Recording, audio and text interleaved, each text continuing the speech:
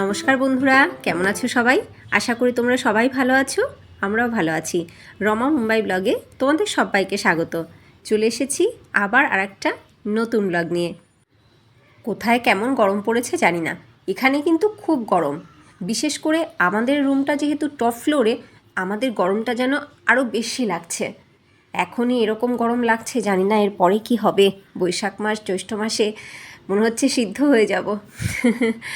দেখো, এই ফলটা কিন্তু খেতে খুবই ভালো। তোমরা যারা খেয়েছো তারা তো জানোই, আর যারা খাওনি তারা অবশ্যই একবার অন্তত খেয়ে দেখো।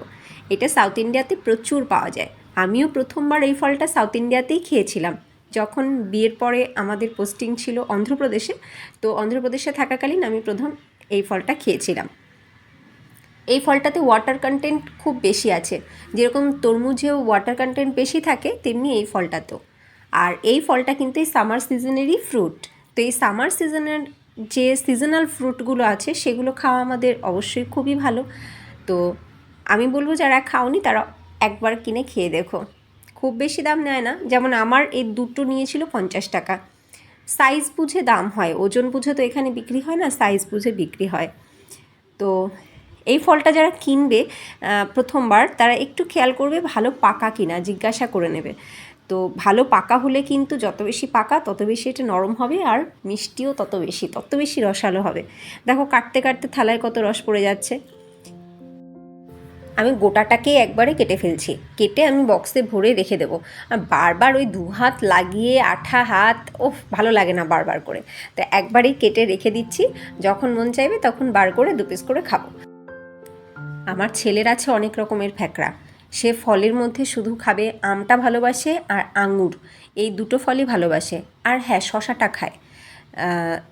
এই ফলটাও খাবে না, খেতে চাইবে না। হ্যাঁ, তরমুজটাও ভালো খায়, কিন্তু এই ফলটাও খেতে চাইবে না। এবার আমার যেহেতু ভালো লাগে তাই আমি এনেছি। একসাথে কতগুলো ফল আনবো, একটা খাবো তো আর একটা পচে যাবে। তো যে কারণে আমি তরমুজও আনিনি, আঙুরও আনিনি, ইচ্ছে করেই আনিনি, যে এটা আমি কেটে ওকে দেবো এবং শুধুমাত্র এটাই যদি ঘরে থাকে তাহলে নিশ্চয়ই খাবে। তো 1 পিস 2 পিস যা খায় তাই। তো ভাবলাম এই দুটো শেষ হয়ে গেলে তারপর আবার আঙুর বা তরমুজ এগুলো কিনবো। মায়েরা এরকম অনেক চালাকি করে বাচ্চাদেরকে কিছু খাওয়ানোর জন্য, বলো। যেরকম বাচ্চা সেরকম মা। হতেই হয়, কিছু করার নেই। এই ফলের স্কিনটা খুব মোটা হয়, স্কিনটা অনেকটা মোটা করেই ছাড়াতে হবে, তা না হলে আবার খেতে ভালো লাগে না, তখন মুখে কেমন ছাবড়া ছাবড়া লাগে। তো স্কিনটা মোটা করেই ফেলে নিতে হয়। হয়ে গেল আমার সবটা কাটা। এইবার এগুলোকে বক্সে রেখে হাত ঠাত ধুয়ে তারপরে শান্তি করে নিয়ে আমি একটু বসে খাবো।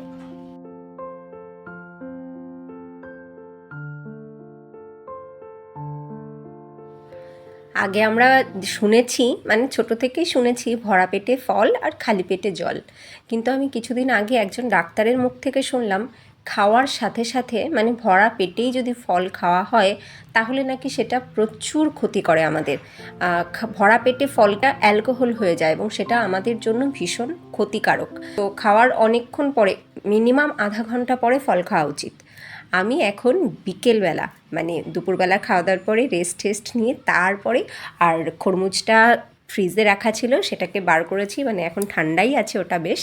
তো কেটে এইবার আমি খেতে বসলাম।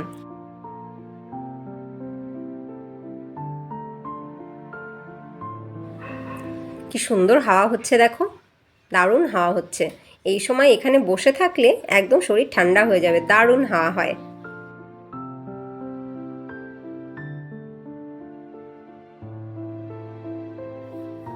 আমার খাওয়া হয়ে গেল, আমার পেট এবং মন দুটোই শান্ত হয়ে গেছে। এইবার আমি আমার গাছেদের একটু শীতল করি, শান্ত করি। ওরা সারা দুপুর রোদের তাপে একটু তপ্ত হয়েছিল, যদিও ব্যালকানিতে রোদ আসে না, কিন্তু তবুও একটা তাপ তো আছে প্রচণ্ড। তা জলের বোতলটা এখানেই রাখা ছিল, একটু জল খাইয়ে দিলাম ওদেরকে। দাঁড়াও তোমাদেরকে দেখাই আমার গাছে কি সুন্দর ফুল ফুটেছে।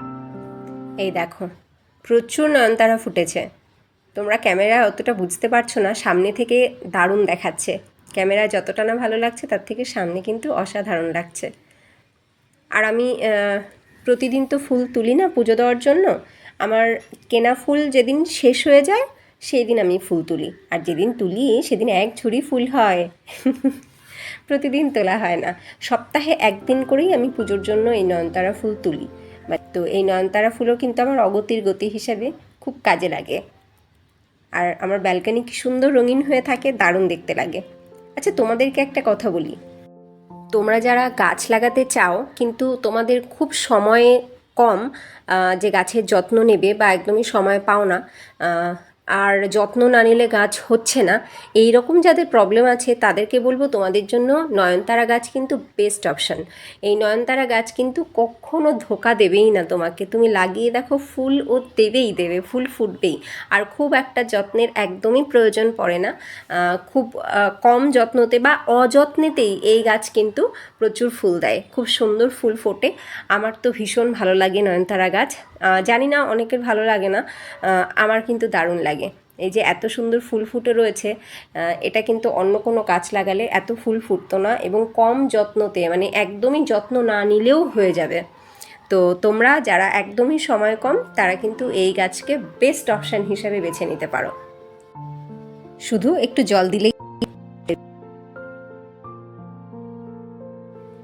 আমাদের ব্যালকনিটা এখন কিন্তু দারুণ দেখতে লাগছে, ছাদের থেকে দেখলে আরও সুন্দর লাগে, মানে উপর থেকে নিচের দিকে তাকিয়ে দেখলে। আমার ব্যালকনি তো খুব সুন্দর হয়ে আছে, আমি কেমন বান্দর হয়ে আছি দেখো, কীরকম হয়ে রয়েছে সব, মুখ ঠুক অনেক দিন হয়ে গেছে থ্রেডিং করা হয় না, আজকে একটু থ্রেডিং করতে যাব ভাবছি, কালকে ছেলের রেজাল্ট, ওর স্কুলে যেতে হবে তো। এই দেখো খরমুজ দিয়েছিলাম, 3 পিস দিয়েছি, 3 পিসই খেয়ে নিয়েছে জোর করে হলেও খেয়ে নিয়েছে। যদি এই আঙুর থাকতো অপশান হিসেবে তাহলে আর ছেলে আমার খরমুজ খেত না, আঙুরই খেত, বা তরমুজ থাকলেও তরমুজ খেত, খরমুজটা খেত না এই কারণেই তো আমি আনিনি ওগুলো। সন্ধে হয়ে গেছে, এইবার আমি সন্ধেবাতি দেবো, তারপর একটু পার্লারে যাব। বেরিয়ে গেছি আমি এবার পার্লারে যাচ্ছি, আর ছেলে আমার ঘরে বসে টিভি দেখছে। হয়ে গেছে আমার থ্রেডিং করা, টিপটা আবার ভেতরে বসে পড়তে ভুলে গেলাম, খুলে হাতে লাগিয়ে রেখেছিলাম, পরে নিলাম টিপটা, এবার বাড়ি যাই চলো। পৌঁছে গেছি 7th ফ্লোরে, এইবার আমি নামবো। আমার ছেলে তো ঘরে বসে টিভি দেখছে আরাম করে, দেরি করে আসলে ছেলে আমার খুব খুশি হতো। তো আমি তো গেছি আর চলে এসেছি, আমি গিয়েই পার্লারে বসতে পেরেছিলাম, সিট ফাঁকাই ছিল। আর পার্লারটাও কাছে, আমাদের আগের বিল্ডিংটার নিচেই পার্লার। আগের বিল্ডিংয়ে থাকাকালীন তো ঘর থেকে নিচে নেমেই পার্লারে কাজ করতাম, এটা একটুখানি হেঁটে যেতে হয়। দেখো বলছিলাম না ছেলে আমার টিভি দেখছে, দেখো 8:30 বেজে গেছে, তারক মেহতা শুরু হয়ে গেছে, তারক মেহতা কা উল্টা চশমা। এটা তো আমাদের 3 জনেরই ফেভারিট, তো এখন আমার বর তো আর দেখতে পারে না, আর ছেলে আর আমি দেখছি এবার।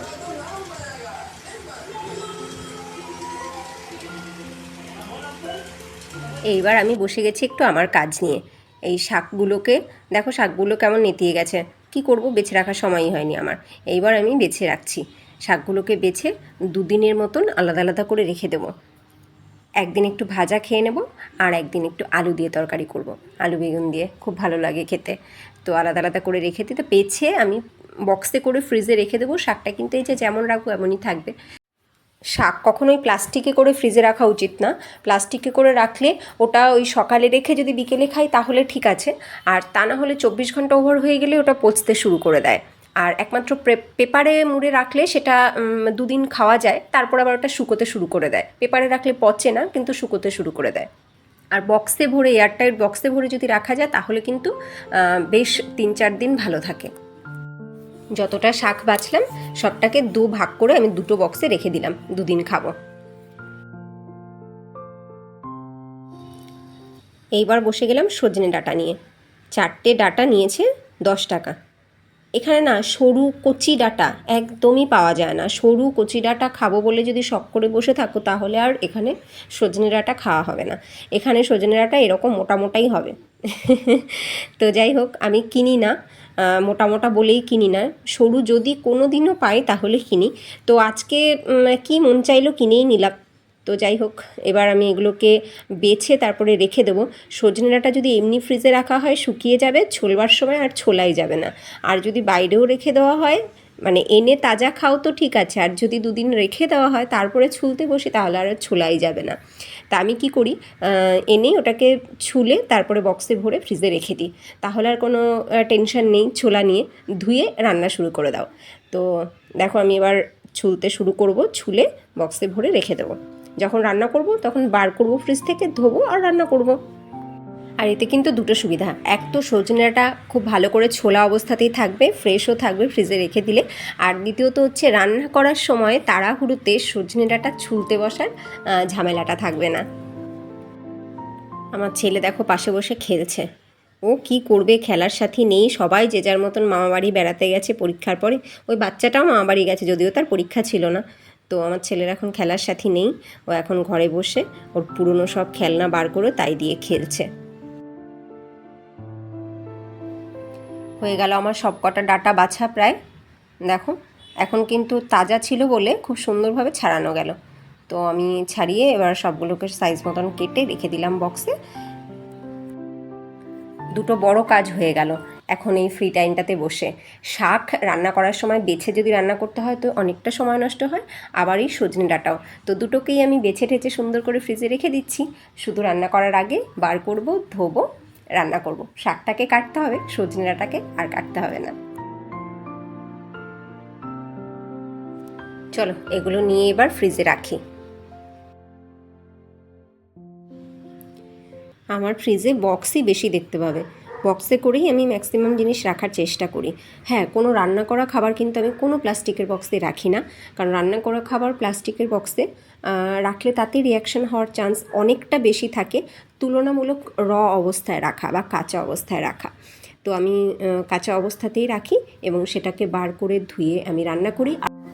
আর রান্না করা খাবার সবসময় চেষ্টা করি স্টিলের বক্সে রাখতে।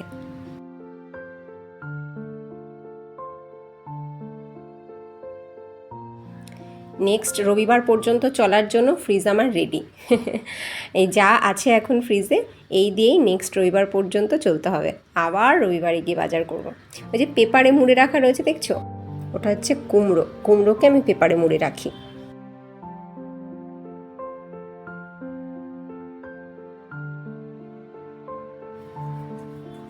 কালকে ছেলের রেজাল্ট আউট হবে, কালকে রেজাল্ট আউট, কালকেই অ্যাডমিশন, কালকেই বই খাতা ড্রেস সব কিছু দিয়ে দেবে। আমার ছেলেকে দেখে বোঝা যাচ্ছে ওর কালকে রেজাল্ট আউট। আসলে না, এখনও এই বয়সে ওই চিন্তাটা মাথায় আসেনি, আর আমরাও কখনো ওই চিন্তা ওকে দেই না যে তোর রেজাল্ট আউট হবে, তোকে ফার্স্ট হতেই হবে, কখনো না, ওর বাবাও না আমিও না। ছেলে সুস্থ স্বাভাবিক সুন্দরভাবে আনন্দের সাথে যতটুকু শিখবে ততটুকুই, এর বেশি আমরাও চাই না।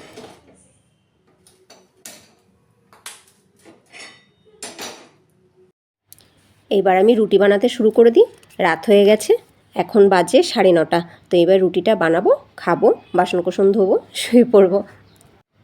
এই যতগুলো কাজ বললাম না, এইগুলো সেরে উঠতে উঠতে সেই 11:30টাই বেজে যায়। আর কালকে একটু তাড়াতাড়িও উঠতে হবে, কালকে ছেলের স্কুলে যাওয়ার আছে, ওদের আবার টাইমিং আলাদা আলাদা আছে, স্লট ভাগ করে দেওয়া আছে। তো ওর টাইমিংটা হচ্ছে 2টো থেকে 3টে। তো আমাকে সেই 1টার সময় বেরোতেই হবে, সব কাজ সেরে তাড়াহুড়ো করে লাঞ্চ ফাঞ্চ করে সব করে 1টার সময় আমাকে বেরোতেই হবে। কালকে রেজাল্ট আউট আর অ্যাডমিশন বই খাতা সব তো দিয়েই দেবে। তো এবার এই কয়দিন তো ছেলে বেশ মন দিয়ে টিভি দেখে নিল, যদিও সব সময় দেখতে দেয়নি, অন্য কিছু কাজও করেছে। আর এবার রেজাল্ট আউট হয়ে গেলে বইটা দিয়ে দিলে ব্যাস, তারপরে টিভি দেখাও ক্যান্সেল হয়ে যাবে ওর। কি করবে বেচারা, ঘরের মধ্যেই বসে রইল, কোথাও ঘুরতে যাওয়ার নেই, কোনো কিছু নেই। পাপা থাকলে তাও ঘুরতে যাওয়া হতো, পাপাও বাড়িতে নেই আর ঘুরতে যাওয়াও হলো না।